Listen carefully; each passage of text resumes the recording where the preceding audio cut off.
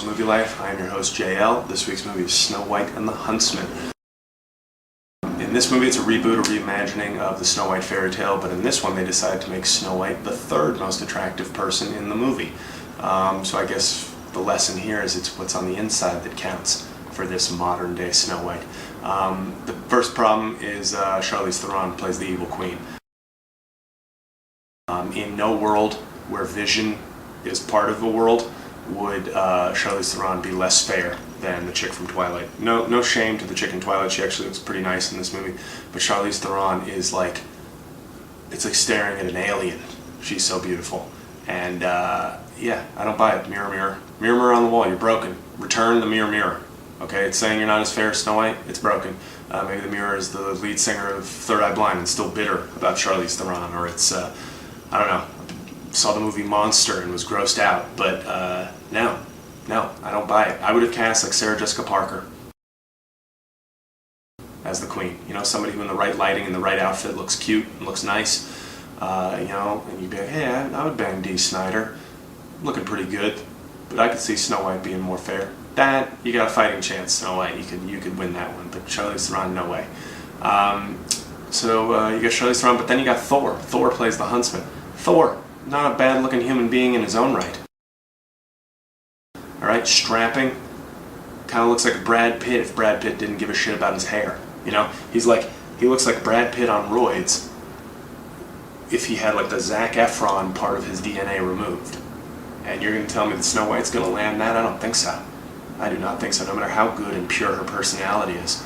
But anyway, I didn't write the movie. So the plot moves along here. The basics of the plot are the queen, who's not the queen yet, she comes into town, she seduces the king, who is Snow White's dad, and a widower, of course, so he needs some of that South African supermodel you-know-what.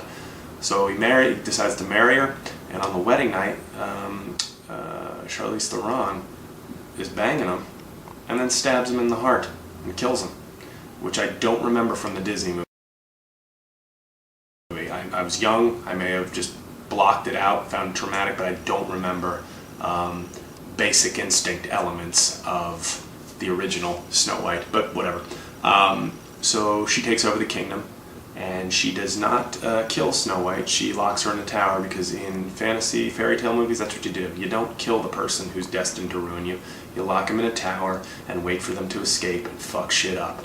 And Snow White escapes, and I'll tell you why she escapes, because she finds out that the queen has to eat her heart to maintain her beauty forever, because that's the queen has some sort of medieval Botox where she has to basically kill attractive young women to absorb their beauty, so she stays looking beautiful.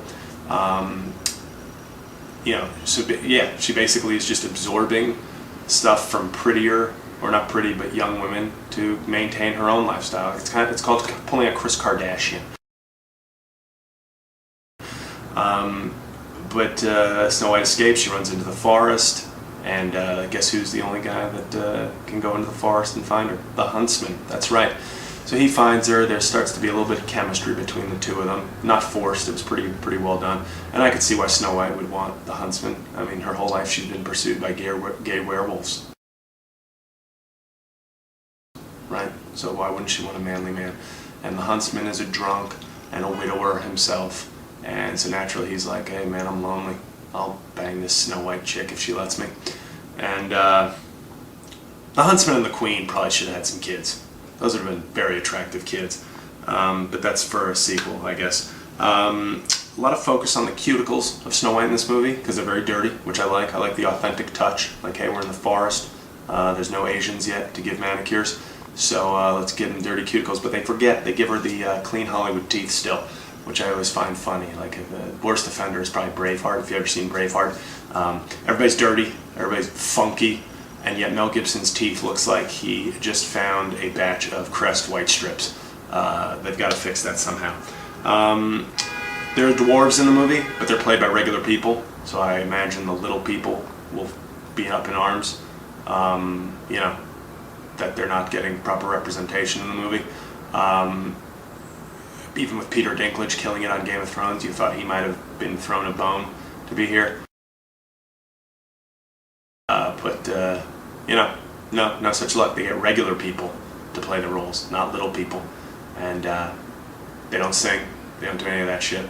But they're there, so if you miss the dwarves from Snow White and the Dwarves, there they are. The movie's actually pretty good, I would say. If you like fantasy movies, I don't know if you like Lord of the Rings and that kind of stuff. It's not as good as Lord of the Rings, but it's pretty solid. I would give it a B+. And I would recommend seeing it in the theater. But if you hate fantasy, don't see it, because it's pure fantasy.